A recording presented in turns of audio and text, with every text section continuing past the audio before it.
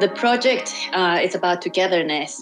Everything that you see, everything that you touch, everything that you use is designed by someone. I think it's part of myself and my culture. Latinamerika is a very party place, you know? Especially in Colombia, we have a lot of carnivals. We have a lot of different forms of fabric.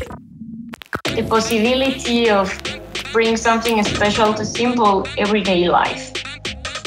Creativity to me is a mere expression, is something that transcends us.